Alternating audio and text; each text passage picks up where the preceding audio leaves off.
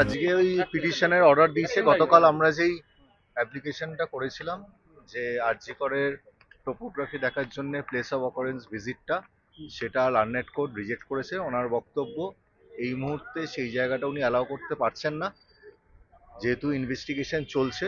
কিন্তু এখানে উল্লেখযোগ্য উনি কিছু গ্রাউন্ডস লিখেছেন এবং পুরো যেই সাবমিশন কোর্টের কাছে করা হয়েছে প্রত্যেকে সেইটা উনি নোট ডাউন করেছে। সেখানে প্রথম তিনি যেটা বলেছেন যে স্টেট মানে রাজ্য সরকারের যা বক্তব্য যে আমাদের পিও ভিজিট করতে দেওয়া হবে না, সেই বক্তব্যটা হুবহু দুই আসামি পক্ষ সন্দীপ ঘোষ এবং অভিজিৎ মণ্ডল পুরোপুরি তুলে ধরেছে। তারা ওদের স্টেটের বক্তব্যটাকে অ্যাডপ্ট করেছে। এই যে আমাদের বক্তব্য এ তথ্য প্রমাণ লোপাট এবং লার্জার কনস্পিরেসি, আজকে সাহেবের অর্ডার শিটে সেই জায়গাটা পরিষ্কারভাবে আরও সবার কাছে ক্লিয়ার হয়ে গেল যে এই স্টেট এবং যারা তথ্য প্রমাণ লোপাট করেছে তারা একই ব্যক্তি। এবং আরও একটা জিনিস উনি উল্লেখ করেছেন যে এখানে সিবিআই এর ভূমিকা। সিবিআই এসে গতকাল একটা নো অবজেকশন বলে গেছে। তার মানে কি সিবিআই নিজেরা তদন্ত করতে পারছে না? তারা কি আমাদের ওপর মানে ডিফ্যাক্টোদের ওপরই উনি রিলাই করে বসে রয়েছেন? তাহলে তাদের তদন্তর জায়গাটা কোথায়? আমাদের যা জায়গায় আমরা লড়াই করছি, যেই জিনিসগুলো আমরা তুলে ধরার চেষ্টা করছি যে এই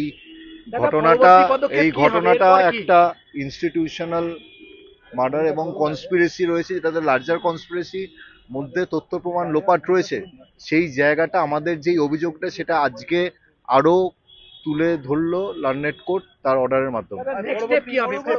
আমরা এই মুহূর্তে এখনো কপিটা হাতে পাইনি।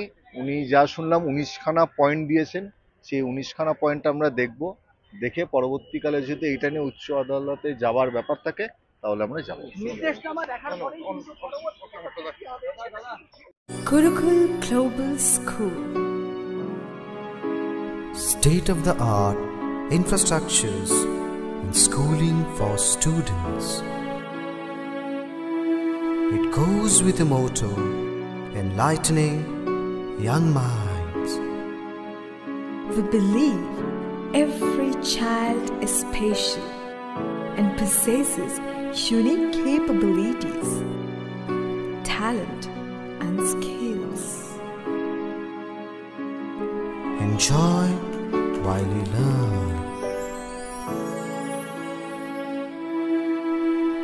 Technology embedded learning are integral to the success of the child.